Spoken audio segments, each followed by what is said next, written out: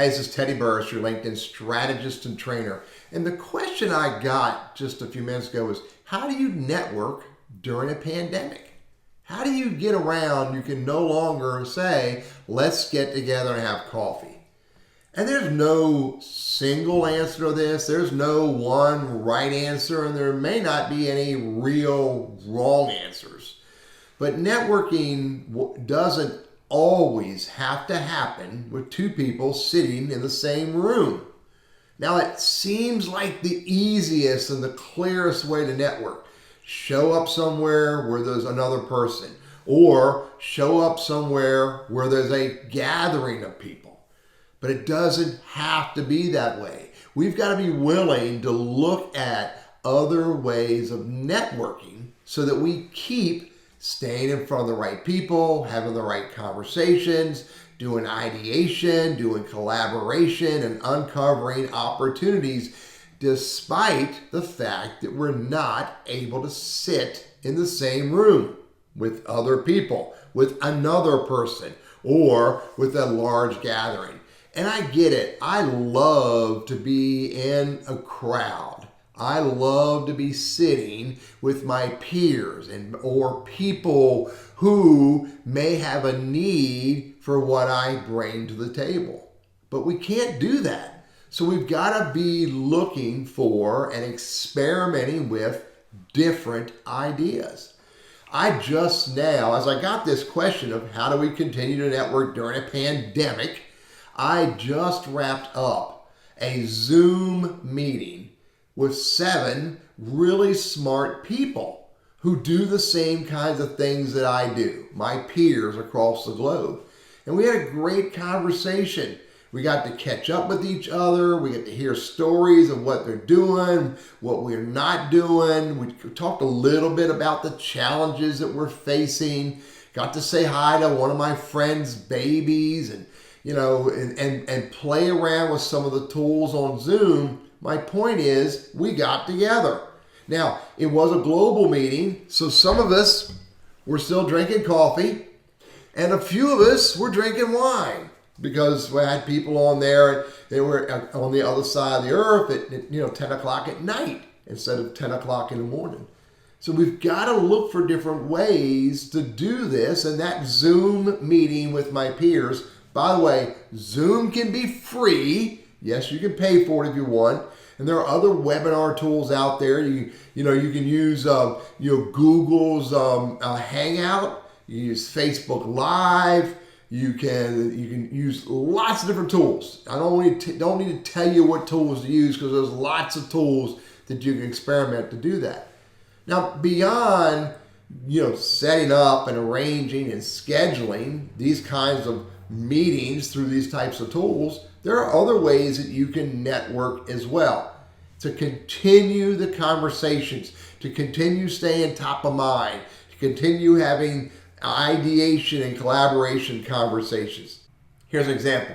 So I'm online all the time. I'm on Facebook, LinkedIn, Quora, YouTube, Instagram, even Facebook on a regular basis because it is my business, social media. So when I see a post on Facebook, LinkedIn, Twitter, wherever, from someone that I want to say hello to, from someone that I would typically want to go schedule a coffee meeting, I reach out to them.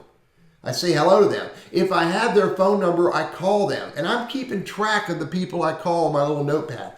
I write down called in big bold letters to show myself that I'm able to network beyond just through the screen and get on a phone call with them. And if they're the right kind of connection, then what I might do is send them a Skype invite for a Skype call or a Zoom call. But at the very least, when I see the people I want to have a conversation with, who I have some level of connection with, online, I don't just engage with them online. I find a way to get into a conversation with them, either via phone, via email, via Skype, or whatever other tool makes sense for me to use. Another thought, we also have the ability, not only with Facebook, go to Facebook Live or Facebook calls, or if you're using Slack, you can make Slack virtual calls, or video calls. But many of us, not all of us, I get it, but many of us are iPhone users, and we have FaceTime calls. So, we're all looking for different ways to network with each other. We have all these tools with us, but many of us have this tunnel vision thing that the way to network is to show up in a room with a lot of people or meet up for coffee.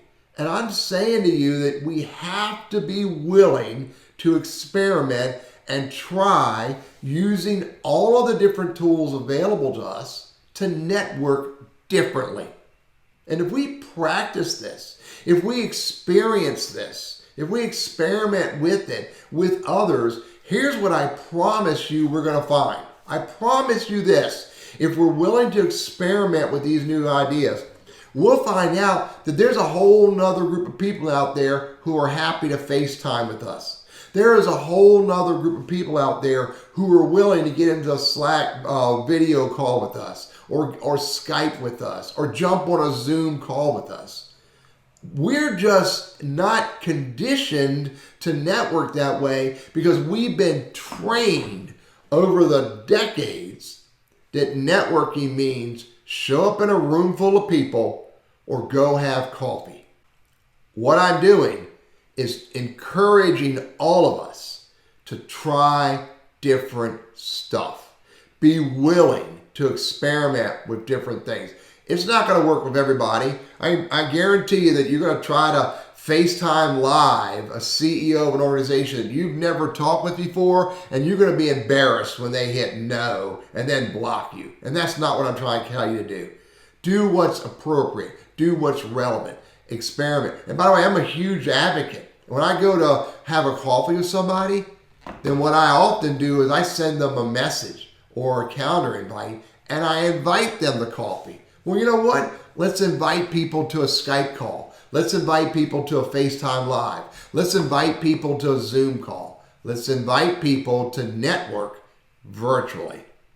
It's really important to do this. Otherwise, what's going to happen is we're going to get more and more sequestered and more, separated, and it's going to be more painful for us to get the momentum back to network in real life if we're not willing to network in real life virtually using different tools.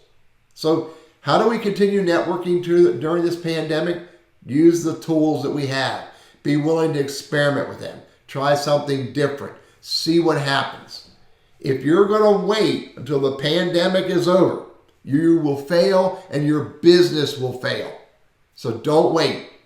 Take the tools that you have available to you, experiment with them, see what works, and keep moving forward.